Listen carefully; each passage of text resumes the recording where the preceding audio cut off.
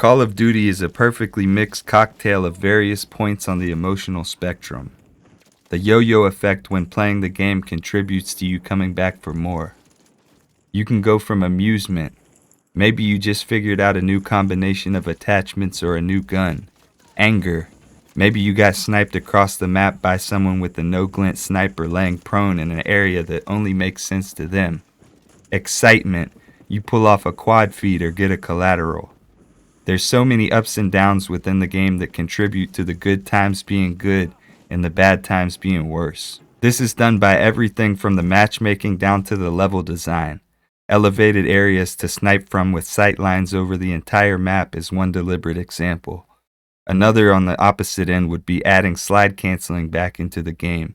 Spawn systems such as revenge spawns, which seem to be real by our own cognitive bias, are probably just the result of bad logic algorithms in the game having nowhere else to spawn a player based off where everybody else in the match is positioned and looking.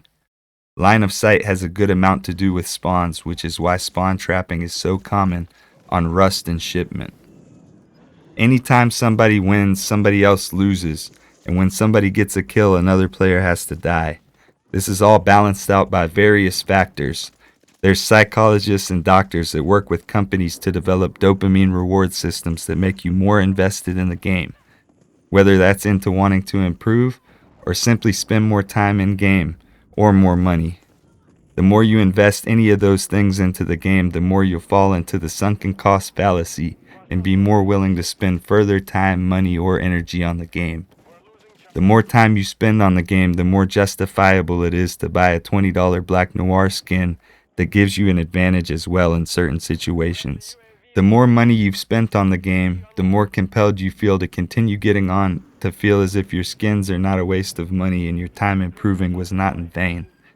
It's all a cycle that feeds into itself. The most fun parts of playing are when you forget about any type of manipulation and can just get into a flow state, which is very possible, especially when connection issues are not coming up. But even then, sometimes game design can get in the way of all that as well. That said, there's no perfectly balanced game or mode, nor is there a perfect network model for FPS gaming. I just wanted to share some thoughts I had while playing today. Hope you have a good one.